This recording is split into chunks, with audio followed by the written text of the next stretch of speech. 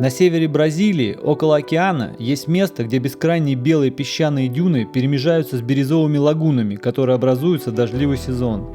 Так создается одно из самых необычных мест на Земле – Lençóis Maranhenses. Мы посетили это место и сняли поездку для вас. План был почти идеальный, но в какой-то момент все превратилось в хаос, и именно поэтому все вышло незабываемо.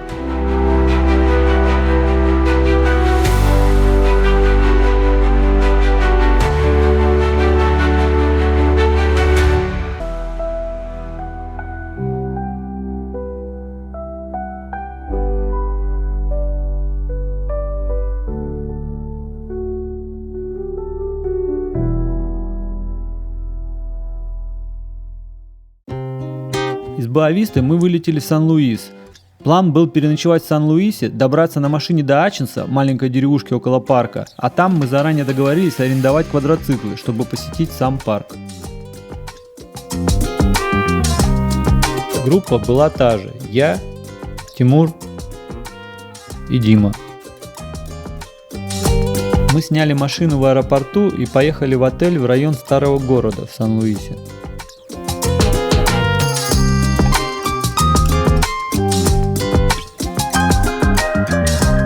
Отель находился в старом отреставрированном колониальном особняке, построенном в 1839 году.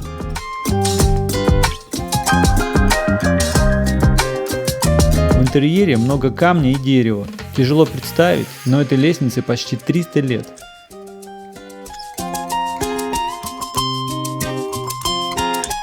Мы заселились, загуглили ресторан с хорошими отзывами и пошли поесть.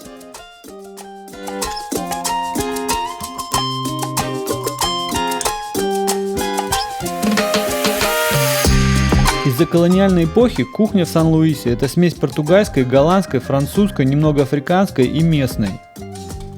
Будучи городом у залива, город живет морем, поэтому здесь, конечно, надо пробовать морские блюда. Сейчас шикарный ужин наш, смотрите, пожалуйста. Это две разные, это креветки, это лосось, да, это кем. Это какая-то местная рыба, салмонаны, рис такой, вот соус, слушайте, это помидор. Сан-Луис – старинный город, где колониальная португальская архитектура переплетается с современной застройкой, адаптированной к тропическому климату.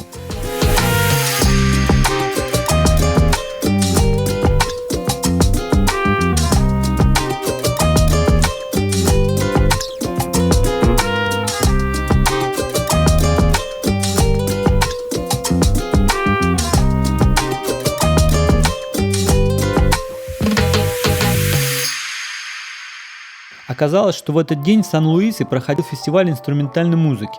Люди танцевали, играли на инструментах и пели по всему городу. Толпа очень разнообразна. Весь город как одна большая танцевальная площадка с музыкой. Люди любят, умеют отдыхать, веселиться. Мне кажется, вот в Бразилии либо можно влюбиться, либо можно сказать, что мы влюбились.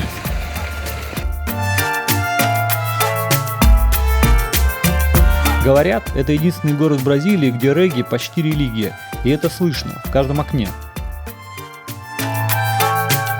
Даже в закоулках была музыка и отдельный вайб. Везде люди танцевали и веселились.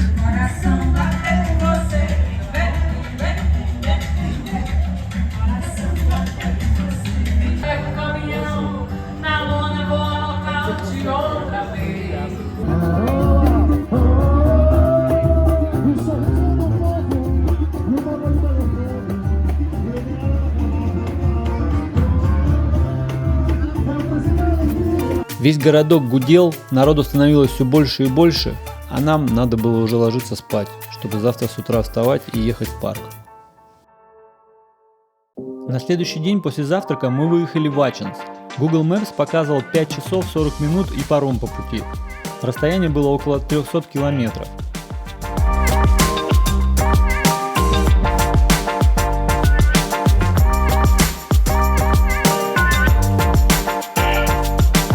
Мы проехали 250 километров за 3,5 часа и подъехали к городу Барейнас, к месту переправы. Мы доехали до парома, который, как оказалось, закрыт. Мы очень долго общались со строителями, и они нам дали новую точку, куда можно поехать и попробовать переехали. Интересно было общаться с ними. Появлялись такие люди, которые спрашивали очень много вопросов, говорят: а вам паром нужен? Мы говорим: да. А я ничего не знаю про паром. Оставалось 50 километров, но Google показывал 1,5 часа. Мы думали, что это из-за парома. Чтобы заехать на паром, нам пришлось подкладывать палки и камни.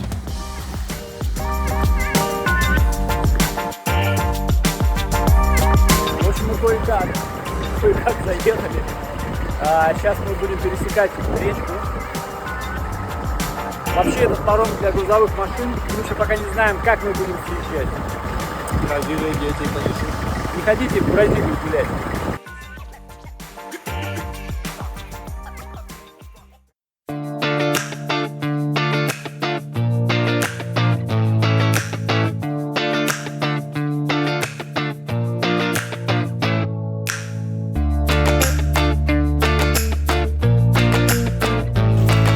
Все круто, мы сделали. Мы съехали с парома, но дорога потом оказалась вот такая. А поскольку нам никто не сказал, что нужно four-wheel drive, нам приходится периодически толкать машину, чтобы она ехала. Проблема в том, что мы ее потолкали, и она уехала. Теперь мы идем за нее. Через метров 500 мы окончательно зарылись. Местные поржали над нами и помогли вылезти. Итак, что произошло? Мы забронировали тур на квадроциклах из Ачинса и планировали доехать на арендованной машине. Никто нам не сказал, что нам надо внедорожник, чтобы доехать до туда. Хотя, когда мы брали машину, нас спросили, куда мы едем. В общем, мы кое-как выбрались из песка, переправились обратно, едем в Бахрейн. Мы сейчас попробуем оставить машину и доехать на попутках до берега, откуда мы уже поедем на квадроциклах. В итоге деньги решают все. Да. Мы в итоге наняли людей, которые нас довезут. Дорого, но может быть мы сегодня все успеем. Мы вернулись в Баренес, сняли внедорожное такси, переплыли на ферри опять и поехали до Ачинса. В общем, надо лучше планировать и ресерчить перед поездкой.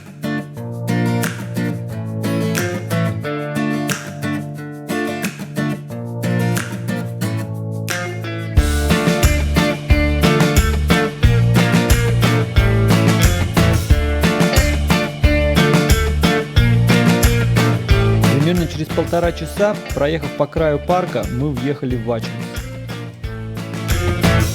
Так, друзья, мы потеряли 1,5-2 часа. Сейчас попробуем наверстать. Сейчас поедем на квадроциклах в парк.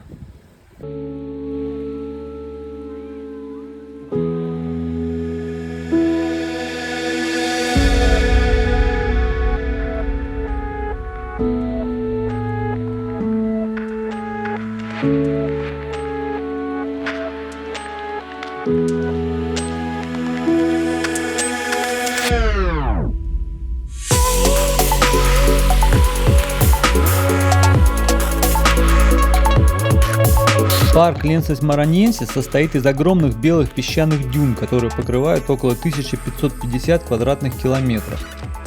Лагуны образуются благодаря особому климату и географическим условиям региона. С января по июнь в этом районе из-за тропических дождей выпадает большое количество осадков. Песок не пропускает воду, быстро образуя лагуны, глубина которых может достигать до нескольких метров. После окончания дождливого сезона, начиная с июля, лагуны начинают постепенно высыхать, но песок медленно впитывает воду и ограничивает испарение, поэтому многие лагуны остаются полными на протяжении всего сухого сезона, пока не высыхают полностью. Цвет лагун варьируется от бирюзового до глубоко синего. Кстати, дюны постоянно перемещаются под воздействием ветра, поэтому каждый год получается новый уникальный ландшафт.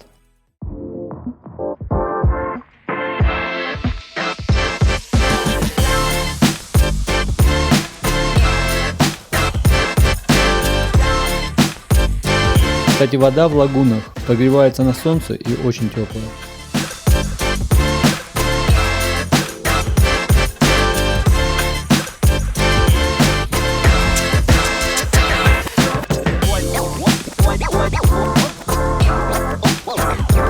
После лагуны мы поехали искать закат.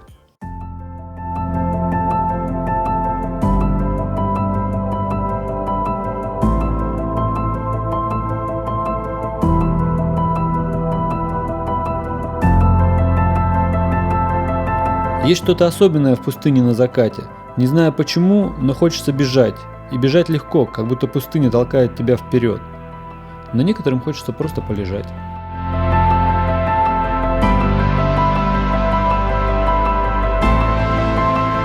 У нас был почти идеальный план, но на самом деле мы застряли в песке, переправлялись на пароме туда-обратно, спасались трактором и опоздали на квадроциклы. Но когда мы наконец въехали в парк, все это вдруг перестало иметь значение. Еще один закат, который невозможно забыть. Что, друзья, мы посмотрели закат. Здесь было офигенно. Всем спасибо.